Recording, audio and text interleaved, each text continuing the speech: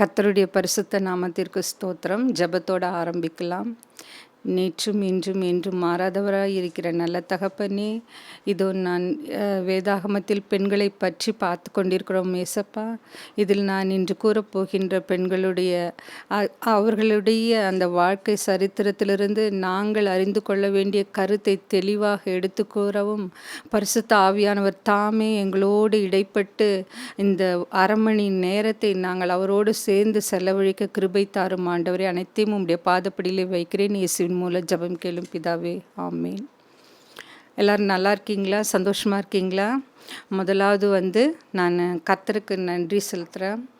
ஏன்னா கடந்த 3 நாட்களாக எனக்கு நல்ல ஃபீவரு. இன்னைக்கு கூட என்னால் இந்த மெசேஜ் தர முடியுமான்ற அந்த டவுட்லேயே இருந்தேன் நான். ஆனால் அப்போ தான் நான் காலையில் கிளம்பும்போது கடவுள்கிட்ட ஏசப்பாட்ட நான் ப்ரேயர் பண்ணேன். ஏசப்பா, நான் உமக்காக என்னால் முடிஞ்ச ஒரு சிறு சத்தியத்தை நான் எடுத்து சொல்கிற அந்த பாக்கியத்தை எனக்கு கிருபையை தந்திருக்கிற உமக்கு சித்தமானால் நான் எப்படியாவது, ஏன்னா எவ்ரி தேர்ஸ்டே இந்த மெசேஜ் வரும்ல, அதனால் எப்படியாவது நான் போய் கொடுத்துடணும் அப்படின்னு நான் வேண்டினேன். கர்த்தர் எனக்கு அந்த பெரிய கிருபையை தந்தார். அதற்கு கர்த்தருக்கு கொடான கொடி ஸ்தோத்திரம். எப்பவும் போல் ஒரு சிறு சம்பவத்தோடு ஆரம்பிக்கலாம். இன்றைக்கி நம்ம பார்க்க போகிறது பிலிப்புவின் 4 குமாரத்திகள். இதில் பார்த்திங்கன்னா, நம்ம யூஸ்வலாக எல்லா பெற்றோர்களும் கவனித்து பார்த்திங்கன்னா, எல்லாரும் வீட்லேயும் தன்னுடைய மகளோ இல்லை மகனோ ஒரு சிறந்த மருத்துவராக ஆகணும், இல்லை ஒரு இன்ஜினியராக ஆகணும், இல்லை கலெக்டர் ஆகணும், இல்லை சொசைட்டியில் ஒரு நல்ல அந்தஸ்தில் இருக்கணும், அப்படி தான் விருப்பப்படுவாங்களே ஒழிய, ஒரு சில குடும்பத்தில் தான் தன்னுடைய குழந்தைகளை கிறிஸ்துவ பணிக்காக, ஊழியத்திற்காக அர்ப்பணிப்பாங்க. அப்படி அர்ப்பணிக்கிறப்போ அந்த குழந்தைகள் சில சமயத்தில் என்ன பண்ணுவாங்கன்னா தடுமாறிடுவாங்க. ஏன்னாக்கா இதில் நம்ம இதில் எனக்கு தெரிந்த குடும்பத்தில் பார்த்திங்கன்னா, பெற்றோர்கள் இப்போ கணவன் மனைவி இருக்காங்கன்னு வச்சுங்க. இப்போ மனைவிக்கு ஒருத்தரை பிடிக்கல அப்படின்னா அந்த குழந்தைகளுக்கு தவறாக அவங்கள வழி நடத்துவாங்க. தவறாகனாக்கா அவங்க பார்வையில் அது சரியானதாக தெரியும்.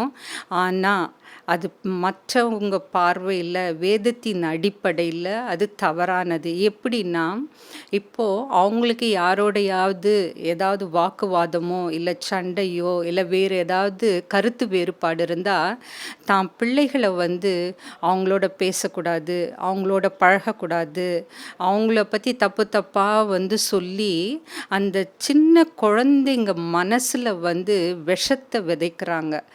அது ரொம்ப தவறான காரியம்.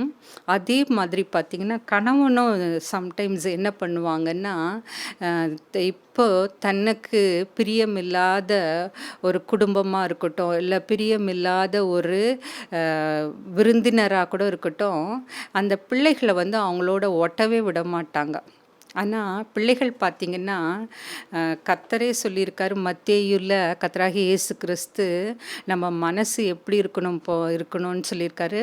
புறாவை போல் இருக்கணும். அது எப்படி பரிசுத்தமாக இருக்கும், கள்ளம் கபடம் அற்றது. அதே மாதிரி தான் சிறு பிள்ளைகளை என்னிடத்தில் வருவதற்கு இடங்கொடுங்கள் அப்படின்னு சொல்லியிருக்காரு. ஏன்னா அந்த சின்ன வயசில் அவங்களுக்கு எல்லாமே பார்க்குறது எல்லாத்தையும் நம்புவாங்க. எது நல்லது எது கெட்டதுன்னு தெரியாத அந்த சின்ன பருவத்திலேருந்து அவங்க வளர்ந்து வரப்போ பெற்றோர்களாகிய நாம், குறிப்பாக பெண்கள் பிள்ளைகளை தவறான பாதையில் நம்ம நடத்தவே கூடாது. அதை சார்ந்து தான் நம்ம இன்றைக்கி பார்க்க போகிறோம். பிலிப்புவின் குமாரத்திகள்.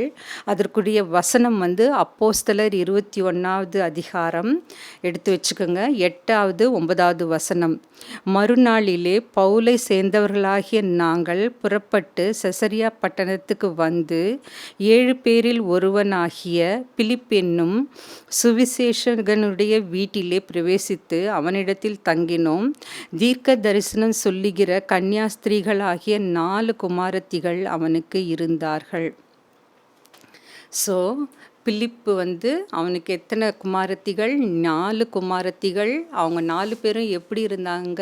தீர்க்கதரிசிகளாக இருந்தார்கள். தீர்க்கதரிசிகள்னா உங்களுக்கு வந்து கர்த்தர் வந்து ஒவ்வொருத்தருக்கும் ஒவ்வொரு வரத்தை கொடுத்துருக்காரு. ஒருத்தர் வந்து நல்லா ஜெபம் பண்ணுவாங்க, ஒருத்தர் நல்லா மெசேஜ் தருவாங்க, ஒருத்தர் நல்லா ப்ரீச் பண்ணுவாங்க, ஒரு சிலர் வந்து நல்ல ஆலோசனை தருவாங்க, ஒரு சிலர் வந்து நல்ல தீர்க்க தரிசனம் சொல்லுவாங்க. இந்த 4 குமாரத்திகளுக்கும் அந்த தீர்க்க தரிசனம் சொல்லுகின்ற வரத்தை கர்த்தர் கொடுத்திருந்தார். இப்போ இதை பேஸ் பண்ணி தான் நம்ம இதில் பார்க்க போகிறோம். இந்த 4 பெண்களும் திருமணமாகாத கன்னிப்பெண்கள். இவங்க வந்து இவங்களோட பெயரோ இல்லை இவர்களுடைய வயதை பற்றியோ வேதத்தில் குறிப்பிடப்படவில்லை. நீங்கள் பழைய ஏற்பாட்டில் பார்த்தீங்கன்னாக்கா மிரியாம், தெபோராள், உல்தாள், நொவதியாள் இவங்கெல்லாம் வந்து பெண் தீர்க்கதரிசிகளாக காணப்பட்டார்கள். புதிய ஏற்பாட்டில் மேன்மையாக பேசப்படுகின்ற பல பெண்கள் இருந்தாங்க. ஆனாலும் பார்த்திங்கன்னா இந்த பிலிப்போட 4 குமாரத்திகள் மட்டுமே தீர்க்கதரிசிகள் என அழைக்கப்பட்டார்கள். அவங்க வந்து இந்த தீர்க்கதரிசிகள் நம்ம சொல்கிறப்போ அது எதை குறிக்கிறதுனா தேவனுடைய ஆவியினால் நிறைந்து காணப்படுவார்கள். அவங்க வந்து வருங்காலத்தில் நடக்க போகின்ற அந்த காரியங்களை குறித்து முன்னறிவிப்பார்கள். அது மாத்திரமல்ல, அந்த வரத்தின் மூலமாக இப்போ என்ன நடக்க போகுதுன்றதை அவங்க சொல்கிறாங்கல்ல, அப்போ அந்த மாதிரி மக்கள்கிட்ட எடுத்து சொல்லும்பொழுது அதற்குரிய அவங்க வந்து ஆறுதல், அதுக்கப்புறமா புத்தி சொல்கிறது, அதுக்கப்புறமா தேவனுடைய திட்டத்தை அறிந்து சொல்லுகிறவர்களாகவும் தேவனுடைய வல்லமையை வெளிப்படுத்துகிறவர்களாகவும் காணப்பட்டார்கள். இப்போ வந்து இப்போ அந்த 4 குமாரத்திகள் தீர்க்கதரிசியாக இருந்ததுக்கு யார் காரணம்னு யோசித்தீங்கன்னா அவர்களுடைய தகப்பனாகிய பிலிப்பு. அப்போது பேரண்ட்டோட ரோல் வந்து எவ்வளோ முக்கியம் இந்த இடத்துல பாருங்கள். பிலிப்போட குடும்பம் வந்து எப்படி இருந்ததுன்னா ஒரு நற்சாட்சி பெற்ற குடும்பமாக காணப்பட்டது. அப்போ அந்த 4 பெண் பிள்ளைகளும் இந்த தீர்க்க தரிசன அந்த வரத்தை பெற்றிருந்ததை அவர் அறிந்தபோது அவருக்கு எவ்வளோ சந்தோஷமாக இருந்திருக்கும்ல. ஏன்னா பிலிப்பு எப்படி இருந்தாருனாக்கா இவர் வந்து செசரியா பட்டணத்தை சேர்ந்தவர். இவர் வந்து தேவ ஆவியும் ஞானமும் நிறைந்து காணப்பட்ட மனிதர்களில் இவரும் ஒருவர். அதுக்கப்புறமா அந்த காலத்துலலாம் பார்த்திங்கன்னா இதை நான் ஆல்ரெடி சொல்லியிருக்கேன். திருச்சபையை கட்டுவதற்கு என்ன பண்ணாங்கன்னா அங்கே இருந்த ஜனங்கள் தங்களுடைய நிலத்தையோ இல்லை தங்களுடைய வீடுகளையோ விற்று அதில் வர அந்த பணத்தை கொண்டு போய் அப்போஸ்தலர் கையில் கொடுத்தாங்க. எதுக்காகனா கர்த்தருடைய வீட்டை கட்டுவதற்காக, அவருடைய ஊழியம் செய்கிறவர்களை தாங்கினாங்க. அப்போ பார்த்தீங்கன்னா இப்படி அந்த பணத்தை அப்போஸ்தலர் கொண்டு வந்து தர்றாங்கல்ல, அதுக்கு வந்து ஒரு சில ஆட்களை நம்ம நியமிப்போம். யூஸ்வலாக பார்த்திங்கன்னா ஒரு ட்ரெஷரர்னு ஒரு போஸ்ட்டு எங்கேயாவது கொடுக்குறாங்கன்னு பார்த்திங்கன்னா மெயினாக அவங்க வந்து நேர்மையானவங்களாக இருக்கணும், பண ஆசையற்றவர்களாக இருக்கணும், அதுக்கப்புறமா வந்து நற்சாட்சி பெற்றவர்களாக இருக்கணும். அப்படி தான் எதிர்பார்த்து நீங்கள் சர்ச்சில் பார்த்தாலும் சரி இல்லை வேறு எங்கே எத்தனையோ சங்கங்கள்லாம் இருக்குல்ல, அதெல்லாம் பார்த்தீங்கன்னா அப்படி இருக்கிறவங்கள தான் வைப்பாங்க. அப்போ பிலிப்பு வந்து அப்படி இருந்தார். ஏன்னா அவர் வந்து தேவனை பற்றி ஒரு நற்சாட்சி உள்ள குடும்பமாக அவர் குடும்பம் திகழ்ந்திருந்தது. அதுக்கப்புறம் வந்து இந்த எல்லா தகுதிகளும் அவன் பெற்றவனாக காணப்பட்டான். இது பார்த்திங்கன்னா அப்போஸ்தலர் 8வது அதிகாரத்தில் பிலிப்புவை பற்றி கூறப்பட்டிருக்கோம். அவர் வந்து என்ன பண்ணார்னா திமிர்வாதக்காரர்களையும் சப்பானிகளையும் குணமாக்கினார். அப்புறமா அநேக அற்புதங்களை செய்தார்.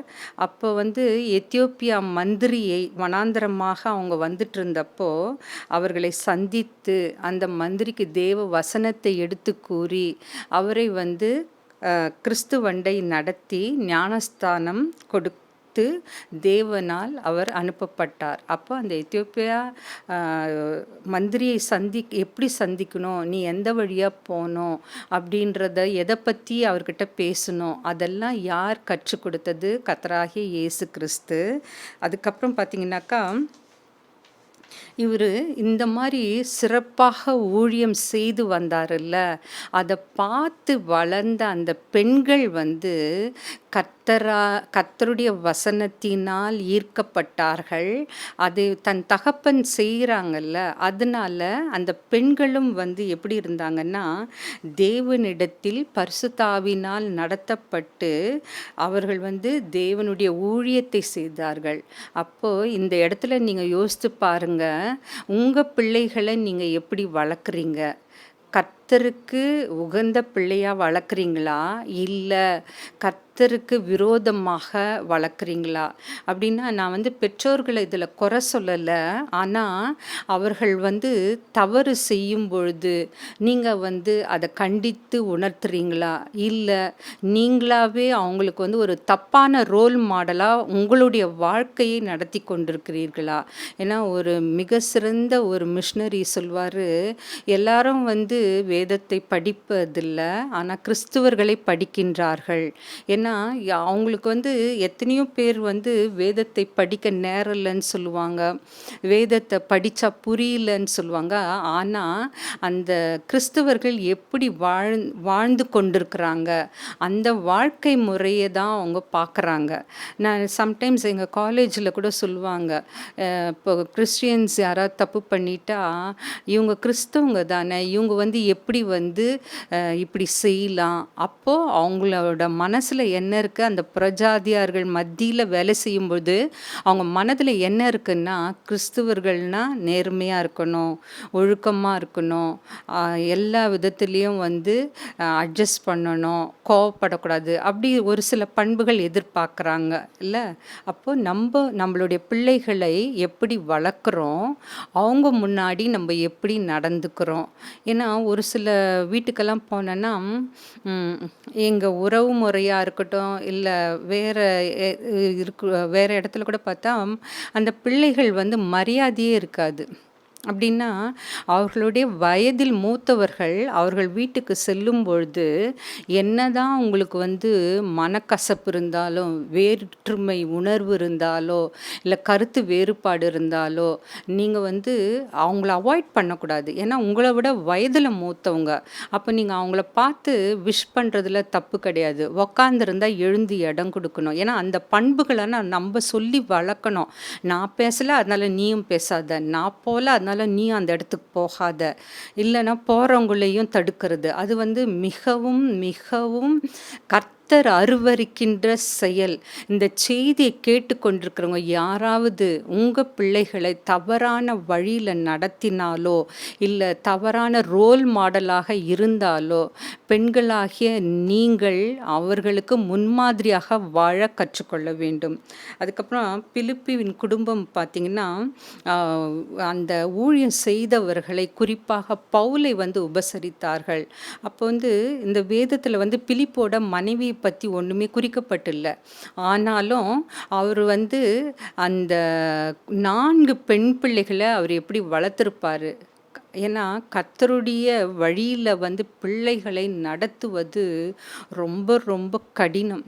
ஏன்னா இந்த உலகத்தில் பார்த்திங்கன்னா நம்மளுக்கு எவ்வளவோ டெக்னாலஜி மூலமாக நிறைய சாதனங்கள் உருவாக்கப்பட்டுள்ளன. ஃபார் எக்ஸாம்பிள் எடுத்துட்டிங்கனாக்கா எல்லா மீடியாஸும், டிவியாக இருக்கட்டும், அதுக்கப்புறமா மொபைலாக இருக்கட்டும், இல்லை ஃபோனாக இருக்கட்டும், அதுக்கப்புறமா இன்டர்நெட்டு, இந்த மாதிரி மல்டிமீடியா எது எடுத்துகிட்டனாலும் எல்லா இடத்துலையும் பார்த்தீங்கன்னா சாத்தான் வந்து வலைகளை விரித்து கொண்டு காத்து கொண்டிருப்பான்.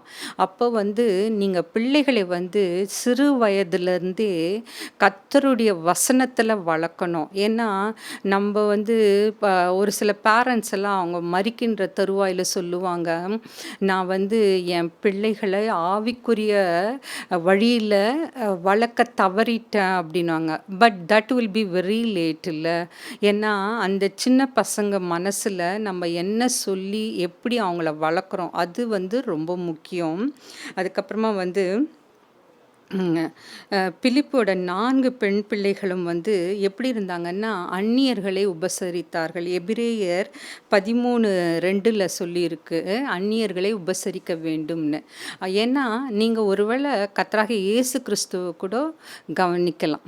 அந்த அந்நியர் வந்து அந்நியருடைய ரூபத்தில் இயேசு கிறிஸ்து கூட ஒரு வேளை வரலாம். ஸோ நம்ம வந்து அந்நியர்களை உபசரிக்க கற்றுக்கொள்ள வேண்டும். அதுக்கப்புறமா பார்த்திங்கன்னா, சிறு வயதிலிருந்தே வந்து தேவ வார்த்தைகள் பிலிப்பி மூலமாக இந்த பெண் பிள்ளைகள் கற்றுக்கொண்டார்கள்.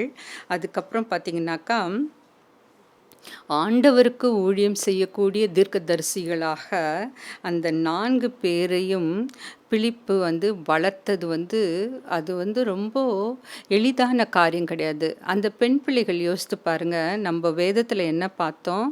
9வது வசனத்தில் தீர்க்க தரிசனம் சொல்லுகிற கன்னியா ஸ்திரீகளாகிய 4 குமாரத்திகள் அவனுக்கு இருந்தார்கள். அப்போனா அது வாலிப பருவம், இன்னும் திருமணமாகவில்லை.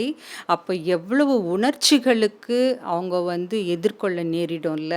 இப்போது நம்ம பிள்ளைகளே நீங்கள் பாருங்கள், வாலிப வயதில் எவ்வளவோ அவங்களுக்கு வந்து எப்படி அந்த உணர்ச்சிகளை கட்டுப்படுத்துறது, எப்படி வந்து அதுக்கு ஒரு வழி என்ன சொல்கிறது சொல்யூஷனாக அவங்க என்ன பண்ணுவாங்கன்னா, வேற ஒருத்தரோட பழகிறது, தப்பான வழிக்கு செல்வது, மற்றவர்களோட உறவு வைத்து கொள்வது, அதெல்லாம் வந்து வேதனையை தான் மேலும் மேலும் கூட்டுமே ஒழிய உனக்கு அது தீர்வே ஆகாது. அதனால் கர்த்தரால் வரக்கூடிய அந்த வழி தான், அந்த பாதை தான் வந்து சிறந்தது. அவருடைய வசனம் தான் வந்து உயர்ந்தது. அதுதான் வந்து நம்மளுடைய பாதைக்கு வெளிச்சமாக இருக்கும். நம்மளுடைய வாழ்க்கைக்கு நாம் செல்கின்ற ஒவ்வொரு இடத்திற்கும் அது நம்மளுக்கு வந்து ஒரு தீபமாக இருக்குன்றதை நம்ம அதை மறக்கவே கூடாது. அப்போது நம்ம பெற்றோர்களாகிய நீங்கள் எப்படி இருக்கணும்னா, அவர்களுக்கு முன்மாதிரியாக வாழ வேண்டும், பரிசுத்தமாகவும் வாழ வேண்டும். ஏன்னா நம்ம வந்து பிள்ளைகளுக்கு ஒரு ரோல் மாடலாக இருக்கணும். ஏன்னா நான் யூஸ்வலாக வந்து எல்லார்கிட்டேயும் சொல்லுவேன், பேரண்ட்ஸை வந்து குறை சொன்னால் எனக்கு பிடிக்காது அப்படின்னு சொல்லுவேன். ஏன்னா பேரண்ட்ஸ் வந்து அவங்களால முடிந்த வரைக்கும் வந்து எல்லாமே செய்கிறாங்க தன்னுடைய பிள்ளைகளுக்காக. அது கூட என்ன செய்யுங்கன்னா, வேதத்தை பற்றியும் சொல்லுங்க. ஏன்னா இப்போ நீங்கள் அந்த சின்ன வயசில் என்ன சொல்லி வளர்க்குறீங்களோ அதுதான் வந்து ரிஃப்ளெக்ட் ஆகும். ஏன்னா நீங்கள் வயசாயிடுவீங்க, அந்த பிள்ளைகள் வந்து உங்கள் நிலைக்கு வரும்பொழுது அவங்க வந்து உங்களை எப்படி ட்ரீட் பண்ணுறாங்க, அவங்க மற்றவங்ககிட்ட எப்படி நடந்துக்கிறாங்க. பார்த்திங்கன்னா நிறைய பேர் வீட்டில் சொல்லுவாங்க, நீ வந்து உங்கள் அம்மா மாதிரியே பண்ணுற, நீ உங்கள் அப்பா மாதிரியே பண்ணுற அப்படின்வாங்க. ஸோ அந்த அவங்கள மாதிரி பண்ணுறன்றப்போ அந்த ரோல் மாடல் வந்து நல்லதாக இருக்கணும், கெட்டதாக இருக்கக்கூடாது. பிலிப்பு வந்து அந்த அளவுக்கு ரோல் மாடலாக இருந்தார். அதனால தான் அந்த 4 பெண்களும் தீர்க்கதரிசிகளாக இருந்தார்கள். அதுக்கப்புறம் பார்த்திங்கன்னா, அவங்க அந்த குடும்பம் வந்து ஆவிக்குரிய வரங்களை பெற்ற குடும்பமாக இருந்தது. 1 கொரிந்தியர் 12:1 வந்து ஆவிக்குரிய வரங்களை குறித்து நீங்கள் அறியாதிருக்க எனக்கு மனதில்லை, அன்பை நாடுங்கள், ஞான வரங்களையும் விரும்புங்கள், விசேஷமாய் தீர்க்க தரிசன வரத்தை விரும்புகள். அது எதில் குறிக்கப்பட்டிருக்குன்னா 1 கொரிந்தியர் 14:1. ஸோ நம்ம குறிப்பாக வந்து தீர்க்க தரிசன வசனத்தை அதை நாடி, அது வந்து நம்மளுக்கு அப்படியே ஆல் ஆஃப் எ சடன் கிடச்சிடாது. நம்ம அதற்காக கர்த்தரிடத்தில் மன்றாடி அவர்கிட்ட நம்ம வந்து ஒரு வரத்தை எப்படி பெற்றுக்கொள்ள முடியும்னா, நம்முடைய வாழ்க்கையில் நம்ம வந்து பரிசுத்தமாக இருந்தால் தான் அந்த வரத்தை பெற்றுக்கொள்ள முடியும். இப்போ உங்களை பெண்களாகிய நீங்கள் வந்து உங்களை இப்போ பிலிப்பி இடத்துல வச்சு யோசித்து பாருங்கள். நீங்கள் வந்து தன்னுடைய பிள்ளைகள் அப்ராடு போகணும், நிறைய சம்பாதிக்கணும், வீட்டை வாங்கணும், வீட்டை கட்டணும், அப்படி நிறைய வசதி வாய்ப்புகளோடு வாழணும் அப்படி நினச்சி வாழ்ந்துட்டுருக்கீங்களா? இல்லை பிலிப்பு மாதிரி கர்த்தருடைய வசனத்தை சிறு வயதிலிருந்தே அவர்களுக்கு போதித்து வளர்க்குறீங்களா? நீங்கள் சின்ன வயசுலே நான் ஒரு மெசேஜ் ஒன்று பார்த்தேன். அதில் என்ன இருந்ததுன்னாக்கா, நீங்கள் ஒருத்தருக்கு கொடுக்கறத நிறுத்திடுங்க. அவங்க உங்களை உதறிட்டு போயிடுவாங்க, உங்களை ஒதுக்கிடுவாங்க அப்படின்னு ஒரு மெசேஜ் படித்தேன். அது ஆனால் 100க்கு 100 உண்மை. ஏன்னா நிறைய இடத்துல பாருங்களேன், உங்ககிட்ட யாராவது கடனோ இல்லை உறவினர்கள் உங்ககிட்ட ஏதாவது கேட்டாங்கன்னு வச்சுங்களேன், உடனே உங்களால் முடியல, இல்லை எனக்கு என்கிட்ட இப்போ இல்லைன்னு சொல்லி பாருங்கள். ஒரே ஒரு தடவை சொல்லி பாருங்கள், அவங்களோட ரியாக்ஷன் எப்படி இருக்கும்னு. ஏன்னா கர்த்தராகிய இயேசு கிறிஸ்து ஒருவர் மாத்திரம்தான் நம்மளுடைய அன்பை மட்டும்தான் நம்மக்கிட்டேருந்து எதிர்பார்க்குறாரு. அவருக்கு போய் நீ பொண்ணையோ பொருளையோ இல்லை விலை உயர்ந்த பொருட்களையோ கொடுத்தாலும் அவருக்கு அதில் திருப்தி அடையாது. அவர் என்ன விரும்புகிறாருன்னா, நம்மளுடைய அன்பை எதிர்பார்க்குறாரு, நம்மளுடைய பரிசுத்தமான உள்ளத்தை எதிர்பார்க்குறாரு. அவர் வழியில் நம்ம எப்படி நடக்கிறோம், அவருக்கு உகந்த பாதையில் நடக்கணும் அப்படின்றத எதிர்பார்க்குறாரு. அதுக்கப்புறமா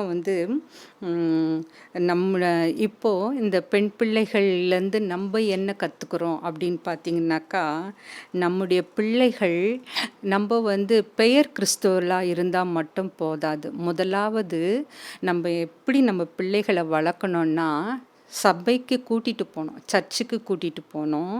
அந்த சபையில் அங்கே நடக்கின்ற எல்லா ஆவிக்குரிய விஷயத்திலும் அவங்க கலந்து கொள்ள அவங்களுக்கு உரிமையோ சுதந்திரத்தை தாங்க.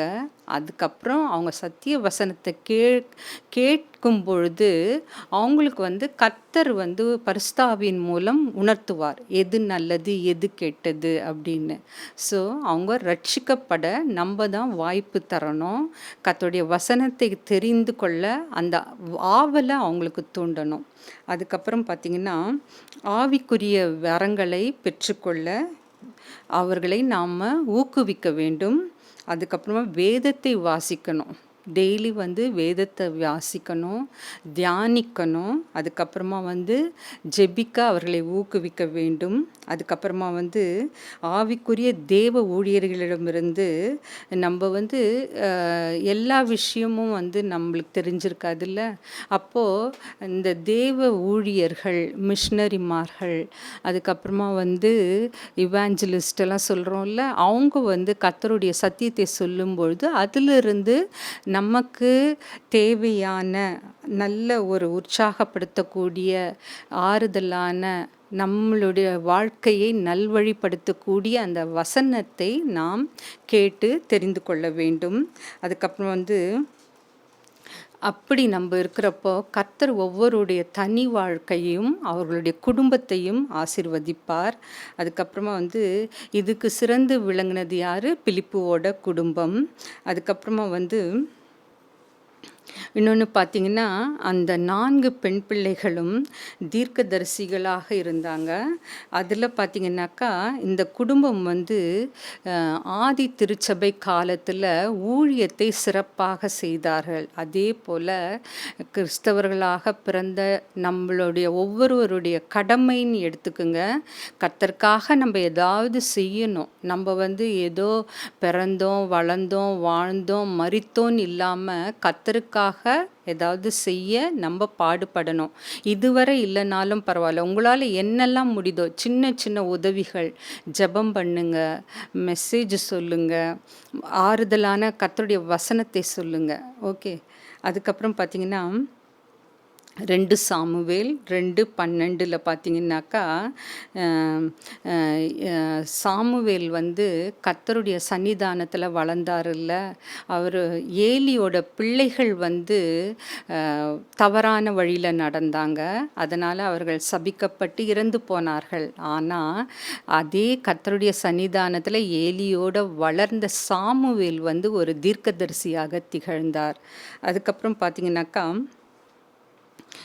சாமுவேலின் வம்சம் வந்து நியாயாதிபதிகளாக இல்லாமற் போயிற்று. ஏன்னாக்கா, அவரோட இதில் பார்த்தீங்கன்னா 1 சாமுவேல் 8:3 1 சாமுவேல் 8:3 இஸ்ரவேலை நியாயம் விசாரித்த சாமுவேலின் பிள்ளைகள் தன் தகப்பனுடைய வழியில் நடக்கலை. அவங்க வந்து பொருளாசை இருந்தது, பரிதானம்னா என்ன, லஞ்சம் வாங்கினாங்க. அதனால தான் அவருடைய பிள்ளைகள், அவருடைய வம்சத்தில் நியாயாதிபதிகளே இல்லாமல் போயிற்று. ஆனால் பிலிப்புவோட பிள்ளைகள் வந்து இங்கே வந்து சாமுவேலை பற்றியும் சொல்கிறாரு கர்த்தர். அதுக்கப்புறமா வந்து ஏலி பற்றியும் சொல்லியிருக்காரு, பிலிப்பு பற்றியும். ஏலி வந்து அவருடைய பிள்ளைகள் வந்து ஏலி போல இல்லை, அவங்க வந்து தவறான பாதையில் சென்றார்கள். சாமுவேல் வந்து தீர்க்கதரிசி, நியாயம் விசாரித்தார். ஆனால் அவருடைய பிள்ளைகள் அவரை போல இல்லை. ஆனால் பிலிப்புவோட குமாரத்திகள், பிலிப்பு வந்து அவருடைய சத்தியத்தை சொல்வதில் எந்த அளவுக்கு பாடுபட்டு இந்த அப்போஸ்தலர்களோட ஊழியம் செய்தார்ன்றத பார்த்து தெரிந்து கொண்ட அந்த 4 பெண் பிள்ளைகளும் அவருக்காக, கர்த்தருக்காக ஊழியம் செய்தார்கள். கொலோசையர் 3:2 சொல்லுகிறபடி, பூமியில் உள்ளவைகள் அல்ல, மேலானவைகளையே நாம் நாட வேண்டும். அதுக்கப்புறமா வந்து கர்த்தர் பிலிப்பு வந்து அந்த அந்த பெண் பிள்ளைகளோட கல்யாணத்தை பற்றியோ எதை பற்றியோ இங்கே குறிக்கப்பட்டிருக்காது. ஆனால் கர்த்தருடைய ஊழியத்திற்காக ஒப்பு கொடுத்தார் பாருங்க. அதே மாதிரி நீங்களும் உங்கள் சந்ததிகளோ யாராவது உங்கள் குடும்பத்தில் ஒருத்தரையாவது கர்த்தருடைய ஊழியத்துக்காக கண்டிப்பாக அர்ப்பணிக்க வேண்டும். அதை ஒரு கர்த்தருக்காக நான் செய்ய போகிற ஒரு காரியம்னு நீங்கள் நினச்சி அதை செய்யணும். அதுக்கப்புறமா வந்து பிலிப்பு வந்து ஊழியத்திற்கு தன் பிள்ளைகளை கொடுத்தது போல பெற்றோர்களாகிய நீங்களும் வந்து அதற்கு தயாராக இருக்க வேண்டும். அதுக்கப்புறமா வந்து சில வீட்டில் பார்த்திங்கன்னா முழு நேரம் ஊழியம் செய்வாங்க, சில வீட்டில் பார்த்திங்கன்னா பகுதி நேரம் ஊழியம் செய்வார்கள். அவங்கவுங்களுக்கு என்ன தாளந்து இருக்குதோ அந்த மாதிரி அவங்க செய்யட்டும், அதை வந்து நம்ம தடுக்கக்கூடாது. அதுக்கப்புறமா வந்து ஆவிக்குரிய வாழ்க்கையில் பார்த்திங்கனாக்கா, அவங்க எப்படி இருக்கணும்னாக்கா, நிறைய அவங்க வாழ்க்கையில் நிறைய அனுபவப்படுவாங்க. ஸோ அதில் வளர்ந்து அவர்கள் ஊழியம் செய்யும்பொழுது அவங்கள ஊக்குவித்து, அதுக்கப்புறமா தேவனுடைய ராஜ்யத்தை கட்டி எழுப்புவதற்கு நம்மளான உதவிகளை அவர்களுக்கு நம்ம செய்யணும். அப்படி வந்து கர்த்தர் வந்து நம்ம குடும்பத்தை, பிலிப்பு குடும்பத்தை போல மாற்றுவதற்கு, அந்த பெண் பிள்ளைகள் எப்படி தீர்க்கதரிசிகளாக வாழ்ந்தார்களோ அது போல கர்த்தர் நம்மளை கொண்டுவதற்கு நாம் வந்து இப்போ நம்மளை நாமே அர்ப்பணிப்போமாக. முதலாவதாக வந்து நம்ம இப்போ வந்து எல்லாரும் ஒரு மனதோடு ஜெபிக்கலாமா? ஸ்தோத்திரம் ஆண்டவரே. கர்த்தாவே, பிலிப்பு எப்படி இந்த தன்னுடைய 4 பெண் பிள்ளைகளும் தீர்க்கதரிசிகளாக மாறுவதற்கு அவர் எப்படி ஒரு சிறந்த ரோல் மாடலாக இருந்தாரோ, அதே போல பெற்றோர்களும் தங்களுடைய பிள்ளைகளுக்கு ஒரு நல்ல பரிசுத்தமுள்ள நேர்மையான முன்மாதிரியான வாழ்க்கை வாழ கற்றுத்தாரும் ஆண்டவரே. இந்த செய்தி கேட்டுக்கொண்டிருக்கிற ஒவ்வொருவரையும் நீர் ஆசீர்வதித்தருளும். அவர்களுக்கு என்ன நோய், என்ன பிரச்சனை, என்ன போராட்டம், என்ன உபத்திரவங்கள் இருந்தாலும் அவற்றை எல்லாம் நீர் விலக்குவீராக. அவர்களுடைய குடும்பத்திலே சமாதானத்தையும் ஐக்கியத்தையும் கட்டளையிடுவீராக. அவர்களுக்கு போக்கிலும் வரத்திலும் அவர்களோடு இருந்து அவர்களை நீர் வழி நடத்தி நோக்கி செல்ல வேண்டும் ஏசப்பா. அவர்கள் வீட்டில் உள்ள பிள்ளைகளை நீர் ஆசீர்வதித்தருளும். உமக்காக எழுந்து நிற்கவும் பிரகாசிக்கவும் ஊழியம் செய்யவும் அவர்களுக்கு நீர் நல்ல ஞானத்தை தாரும் கர்த்தாவே. அவர்களை பலப்படுத்தும் ஆண்டவரே. அனைத்தையும் உம்முடைய பாதப்படியில் வைக்கிறேன் ஏசப்பா. இயேசுவின் மூலம் ஜெபம் கேளும் பிதாவே. ஆமென்.